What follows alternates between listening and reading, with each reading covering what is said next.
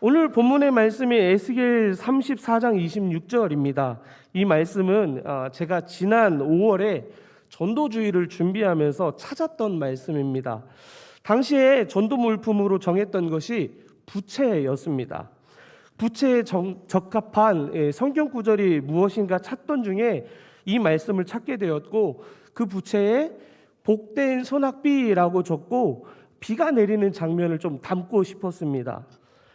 그 부채를 붙이는 분들에게 하나님의 그 복된 소나기가 내리기를 소망하는 마음으로 그 말씀을 정했거든요. 그런데 계획 중에 부채가 아니라 발목 양말로 이게 바뀌게 된 거예요. 근데 발목 양말에 복된 소낙비 좀 어울리지 않잖아요. 그래서 다른 말씀으로 급히 바꾸게 되었고요. 그런데 이렇게 발견한 복된 소낙비가 저에게 조금 아까운 마음이 들었습니다. 그래서 이 말씀을 언제 전하면 좋을까 생각하다 보니까 오늘이 제가 설교를 담당하고 저희 3교구가 찬양을 담당하는 날이어서 이날 하면 좋겠구나 하는 생각을 하게 되었습니다. 그래서 어느 때보다 더 감사한 마음으로 미리 주신 이 말씀을 들고 우리 3교구가 주관하는 예배에 말씀을 전하게 되어서 제 스스로에게 더 하나님 앞에 감사한 마음으로 준비한 설교가 되었습니다. 그런데 문제가 하나 생겼습니다. 어떤 문제가 생겼냐면요, 장마가 시작된 겁니다. 비가 주룩주룩 옵니다. 그리고 그 비가 그만 좀 왔으면 하는 마음이 들 때까지 비가 왔습니다. 그런데 이때 복된 소낙비라는 제목으로 설교를 하는 게 맞나 하는 그런 생각이 들었습니다. 그런데 여러분, 오늘 비가 왔습니까? 오늘 무척 더웠죠? 제가 지난 주일에 일기예보를 봤습니다.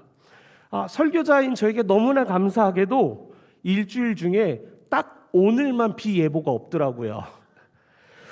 로또만큼 안 맞는 게 있죠. 뭐가 있죠? 로또만큼 안 맞는 거. 네? 남편이죠, 남편. 로또만큼 맞지 않는 게 남편이고요. 그 다음으로 안 맞는 게 있습니다. 바로 일기예보입니다. 그래서 설마 진짜 하는 마음으로 하루하루를 보냈습니다. 그런데 어제 어떻게 비가 왔죠? 억수같이 왔습니다. 그래서 이거 내일도 비가 오겠구나 싶은 마음에 좀 절망스러운 마음이 있었습니다. 그런데 오늘 아침에 딱 창밖을 보는데요, 비가 안 오는 거예요. 진짜 비가 안 오더라고요. 그래서 이 기막힌 타이밍에 하나님 앞에 감사할 수밖에 없었어요. 제 마음이 시원해졌거든요. 그래서 오늘 저는 솔직히 설교 좀 죽서도 상관없어요. 왜냐하면 제가 먼저 은혜를 받았기 때문입니다. 하지만 말씀을 들고 이 강단 위에 선 사람, 하나님의 은혜를 전해야 될 사명이 있지 않습니까? 그러면 이제는 여러분이 은혜 받을 차례입니다. 하나님께서 여러분의 마음에 이 말씀을 통하여 복된 소낙비를 내려주시기를 간절히 축복합니다. 이 시간 서로를 축복하며 함께 사랑의 인사를 나누겠습니다. 하나님께서 복된 소낙비를 내려주십니다. 하나님께서 복된 소낙비를 내려주십니다. 아멘. 네, 감사합니다. 에스겔 34장 26절은 하나님께서 이스라엘 백성들에게 내리실 복을 비로 비유하고 설명하고 있습니다. 이스라엘의 그 특징을 보면요, 이스라엘은 지중해성 기후를 가지고 있기 때문에 건기와 우기가 분명합니다. 그리고 지형적인 특성상 물을 저장할 수 없는 땅이기 때문에 하늘에서 내리는 비가 아니고서는 살 수가 없는 땅입니다.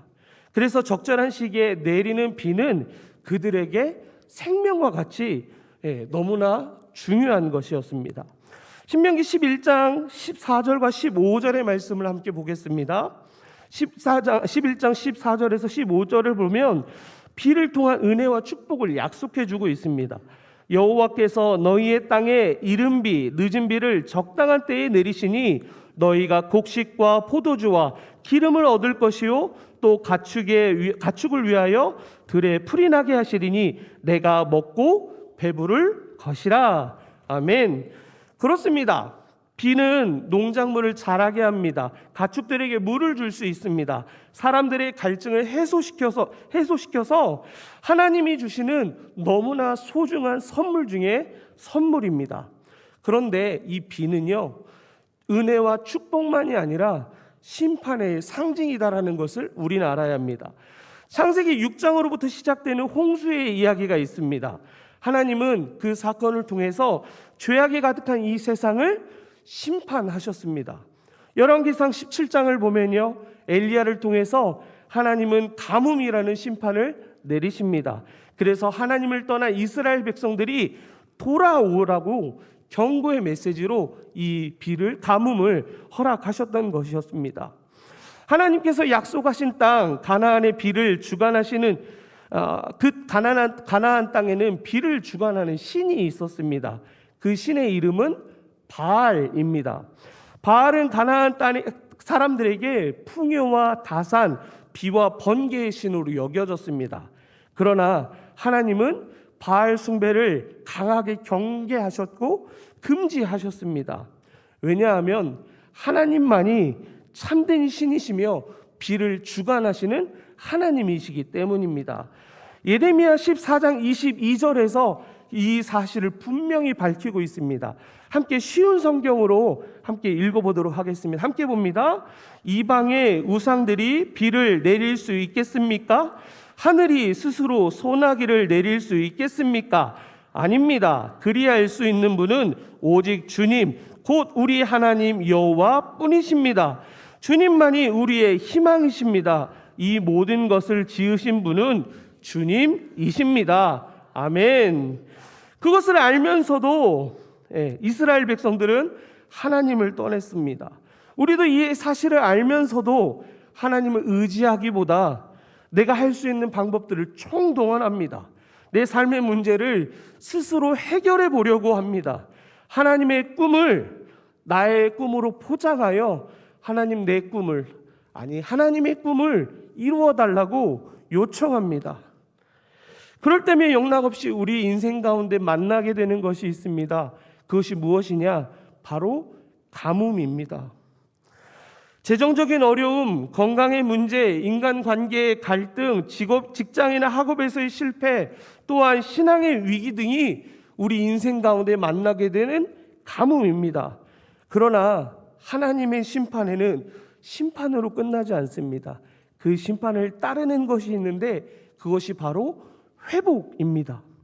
때로는 우리 인생 가운데 찾아오는 가뭄이 욥과 같이 나에게 잘못이 없는데도 찾아오는 경우들을 만나게 됩니다.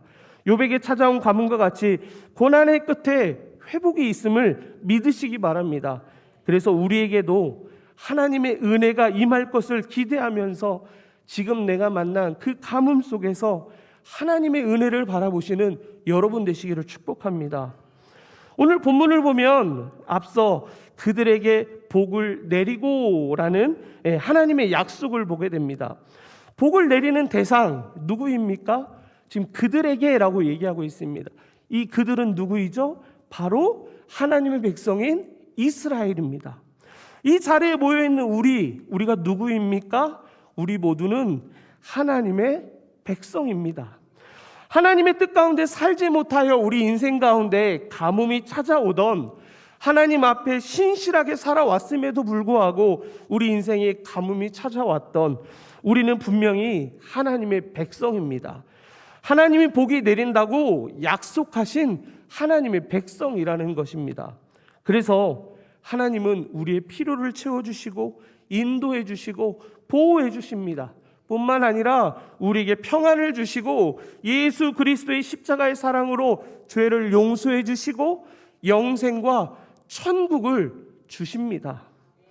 시편 16편 2절의 말씀을 보면 시인은 이렇게 노래합니다. 시편 16편 2절입니다. 함께 읽어볼까요? 내가 여호와께 아뢰되 주는 나의 주님이시오니 주 밖에는 나의 복이 없다 하였나이다. 아멘. 우리의 진정한 복이 무엇이라고 얘기합니까? 주 밖에는 나의 복이 없다. 네. 여러분, 나의 복이 뭐밖에 없다고요? 주밖에 없다고요. 이 고백이 여러분의 고백이 되기를 축복합니다. 절대로 이 복을 빼앗기지 않는 여러분 되시기를 축복합니다. 이어서 본문을 보면 내 산 사방에 복을 내리며 라고 하였습니다. 이것은 복의 시작이 산이라는 것을 우리로 알게 합니다. 성경에서 산은 하나님과의 특별한 만남의 장소로, 하나님의 임재가 있는 곳으로 설명되어집니다. 오늘 우리에게 산은 하나님과 깊은 교제와 은혜를 경험하는 모든 장소를 의미하게 됩니다. 구약에서 이 산은 오늘날 교회로 이어집니다. 그래서 우리 교회가 복의 시작이 되는 장소가 되고, 뿐만 아니라 우리 한 사람 한 사람을 사도 바울은 뭐라고 얘기했죠? 성령의 전이라고 얘기했어요. 그러면 우리 이 하나님을 만나는 구약의 산의 모형을 그대로 가져온 이 교회만이 아니라 여러분 한 분 한 분이 성령의 전이기 때문에 그곳에서 하나님의 만남의 장소가 여러분이 되어야 하고, 여러분이 살아가는 그 삶의 모든 장소가 성령의 전이 된다라는 거예요. 그러면 그곳에서 하나님을 만나며 기도하는 장소가 또 다른 복의 시작의 장소가 된다라는 겁니다. 그리고 더 나아가서 우리는 성령의 전임과 동시에 움직이는 교회로서 우리가 돌아다니는 모든 장소, 우리가 속해 있는 모든 장소, 우리가 밟는 모든 장소에서 하나님의 복이 시작될 수 있다는 것을 여러분 기억하셔야 합니다. 그렇기에 여러분의 삶의 자리에 교회가 있기를 축복합니다. 기도의 자리에 여러분이 있기를 소망합니다. 하나님과 가까워지고 깊은 교제와 은혜의 자리가 되기를 간절히 축복합니다. 그렇게 될 때 놀라운 일이 일어납니다. 어떤 일이 일어나냐면요, 그 복이 그 산만이 아니라 산 사방으로 확장된다라는 겁니다. 하나님의 은혜와 축복이 특정한 지역, 특정한 사람에게만 임하는 것이 아니라 여러분을 통해서 모든 곳에, 여러분을 통해서 모든 사람에게 그 복이 흘러간다라는 겁니다.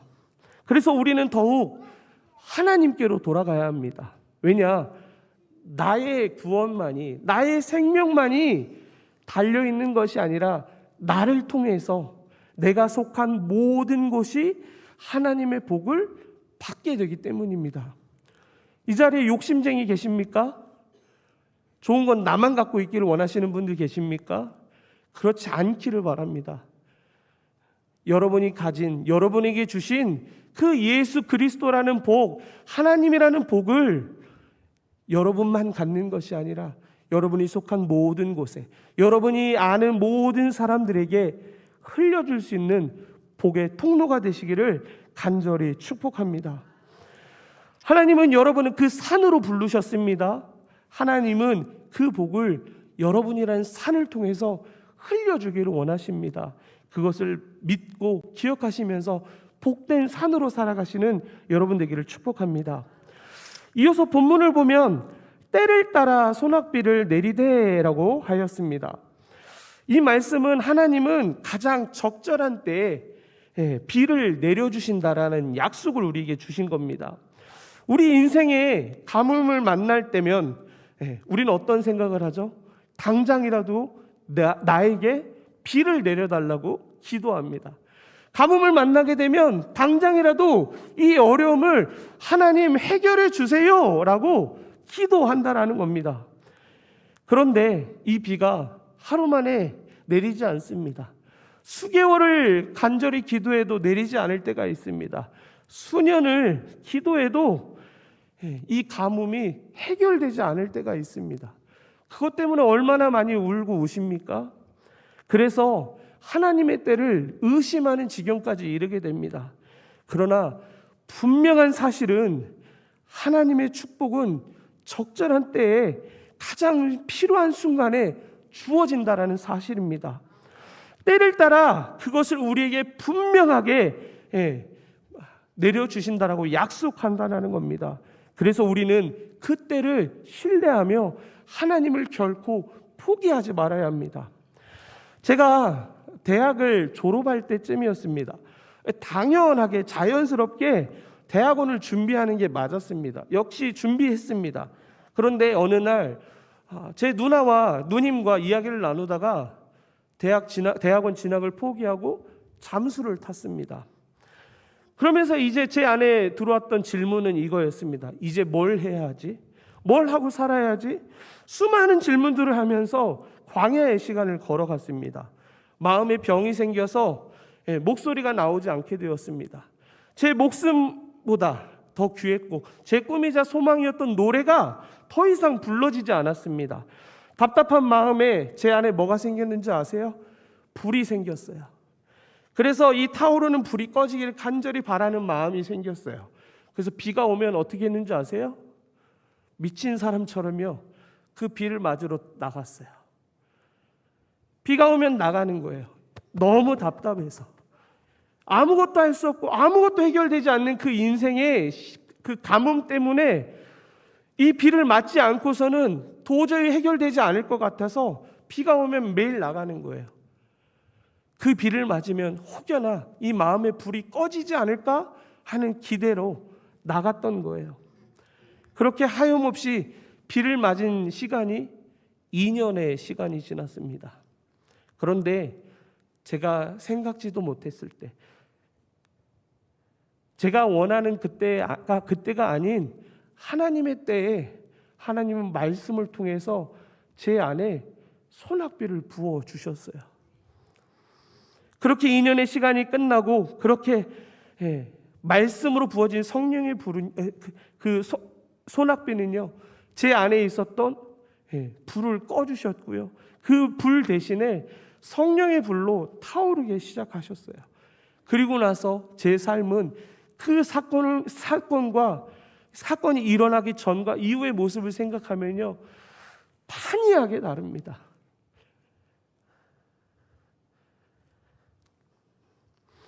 만약 우리의 믿음이 단련되기 전에 하나님께 간절히 구했더니 비를 주시고 하나님보다 사랑했던 그 어떤 것들을 내려놓기 전에 우리가 간절히 바랬던 비가 내리고 오늘 우리가 하나님께로 돌아가기 전에 우리에게 비가 내린다라고 하면 우리의 모습은 어떻겠습니까? 과연 그 피로 인해서 감사하고 그 비가 우리를 정말 살리는 비가 될 것이라고 여러분 생각하십니까? 그렇지 않음을 우린 너무 잘 알지 않습니까?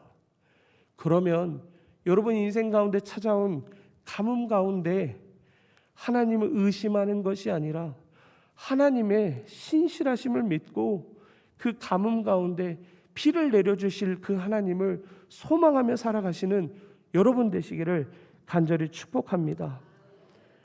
하나님의 때에서 벗어난 것은 이 땅에 그 어느 것도 없습니다. 그렇기에 하나님은 약속하신 그 소낙비를 하나님의 때에 우리에게 반드시 주신다라는 것을 신뢰하며 그 비를 기대하고 그 비를 내려주실 하나님을 찬양하며 나아가는 여러분 되시기를 간절히 축복합니다. 이어서 본문을 보면 내리리라 라고 약속하신 그 비가 어떤 비인지를 설명합니다. 내린다고 약속하신 그 비가 그냥 비인가요? 아니요, 소낙비입니다. 근데 소낙비 그냥 일반 소낙비인가요? 아니요, 복된 소낙비라고 우리에게 소개합니다. 여러분, 소낙비가 어떤 비입니까? 제가 사전을 찾아보니까 이런 의미를 가지고 있더라고요. 갑작스럽고 강력하게 내리는 비. 뭐라고요? 갑작스럽고 강력하게 내리는 비. 여러분 알고 계신지 모르겠습니다. 지금 우리는 개역 개정 성경을 보고 있잖아요. 그런데 앞전에 보고 있었던 성경이 개역 한글인데요. 이 소낙비를 개역 한글 성경은 뭐라고 번역하고 있는지 아세요? 장마비로 번역하고 있어요. 자, 장마비는 우리가 오고 안 오고를 예측할 수 있나요, 없나요? 있잖아요. 우리는 지금 장마철이 분명하니까 장마비라고 하면 그 느낌이 우리에게 조금 떨어지는 것 같아요. 성서학자들이 이 부분에 대해서 좀 더 고민을 했던 것 같습니다. 어떻게 하면 이 단어를 하나님의 은혜를 더 적절하게 설명할 수 있을까? 그래서 개역 개정은 이 장마비로 번역했던 단어를 소낙비로 바꿉니다. 소낙비 제가 뭐라고 말씀드렸죠? 갑작스럽고 강력하게. 하나님의 비는 우리에게 갑작스럽게 내립니다. 하나님의 때, 우리는 하나님의 때를 모르니까 우리에게 느껴지는 건 갑작스럽게거든요. 근데 하나님은 아시는 그때에 갑작스럽게 우리에게 내립니다. 그리고 그 비는 그냥 우리의 옷을 살짝 젖게 하는 그런 비인가요? 아니요. 우리를 확 잠궈버릴 수 있는, 우리를 확 뒤집어 씌울 수 있는 강력한 비로 우리에게 내려주신다라고 이 비를 설명하고 있다라는 겁니다. 하나님은 그 비를 통해서 우리의 가뭄의 흔적을 말끔히 사라지게 하실 것입니다. 메마른 땅을 비옥하게 하셔서 그 땅을 통하여 풍성한 열매를 맺게 하실 것이고, 우리의 피로를 채우게 하실 것이고, 우리의 영혼을 새롭게 하실 것입니다. 우리의 삶을 돌아보시기 바랍니다. 우리가 지금까지 살아오면서 수많은 가뭄의 때를 만났지만 그때마다 하나님은 영락없이 무엇을 주셨죠? 복된 소낙비를 내려주셨습니다. 그 소낙비 한번 안 맞아보고 그 소낙비에 젖어본 경험이 없다라고 하면 이 자리에 있을 이유가 없지 않습니까? 그 비를 경험하며 살았음에도 불구하고 오늘 여전히 우리는 가뭄을 만나면 하나님 계십니까? 의심합니다. 하나님 내게 피를 내려달라고 외쳐댑니다. 여러분, 하나님이 우리에게 피를 내려주신다고, 복을 내려주신다고 약속하셨고, 그 복을 때에 따라 때에 맞게 복의 비로 내려주신다고 약속하셨고, 그 비를 그냥 우리를 살짝 적시고 마는 비가 아니라 우리의 삶을 뒤집어 버릴 수 있고, 우리의 삶에 그 가뭄의 흔적을 사라지게 하시고, 우리의 전 삶을 뒤집어 엎을 수 있는 복된 소낙비로 부어 주신다라고 약속하셨다라는 겁니다. 그러면 우리는 그 하나님을 붙들면 되는 겁니다. 사도 바울은 에베소서 3장 20절의 말씀을 통해서 우리에게 부어진 소낙비, 이제 앞으로 우리에게 부어질 소낙비가 얼마나 풍성한지를 가르쳐 줍니다. 이 말씀을 함께 쉬운 성경으로 읽어보겠습니다. 우리 가운데 일하시는 하나님께서는 우리가 구하고 생각하는 것보다 훨씬 더 많은 것으로 채워주실 것입니다. 아멘. 우리 다시 읽어볼게요. 우리 가운데 일하시는 하나님께서는 우리가 구하고 생각하는 것보다 훨씬 더 많은 것을 채워주실 것입니다. 아멘. 여러분, 상상 초월이라는 말 아시죠? 상상 초월. 내가 생각하는 것보다 넘어서. 하나님의 풍요가 이렇습니다. 우리가 무엇을 상상하던 그 이상의 것을 우리에게 주실 수 있는 분이 상상 초월의 기절 초풍에 복된 소낙비를 주시는 하나님이라는 겁니다. 그것으로 우리에게 채워주실 분이 우리 하나님이라는 겁니다. 그래서 우리로 하여금 하나님이 하시는 이 놀라운 일을 보게 하실 겁니다. 우리로 하나님을 찬양할 수밖에 없게 만드신다라는 겁니다. 하나님은 이사야 선지자를 통해서 또 우리에게 약속합니다. 보라, 내가 새 일을 행하리니 이제 나타낼 것이라. 너희가 그것을 알지 못하겠느냐? 반드시 내가 광야의 길을, 사막의 강을 내리니. 아멘. 광야의 길을 어떻게 냅니까? 사막의 강을 어떻게 냅니까? 누가 그렇게 하실 수 있습니까? 우리 하나님이 하실 수 있습니다. 이 약속을 누구에게 주십니까? 오늘 우리에게 주십니다. 이 놀라운 역사가 이 밤에 하나님 앞에 기도하며 나아갈 때 일어나기를 간절히 소망합니다. 하나님께서 이 밤에 간절히 소망하는 영혼들에게, 심령들에게 복된 소낙비를 주시기를 간절히 소망합니다. 그래서 내 삶에 넘치도록 부어주시는 그 은혜 때문에, 그 소낙빛 때문에 하나님 찬양할 수밖에 없는 여러분 되시기를 간절히 축복합니다.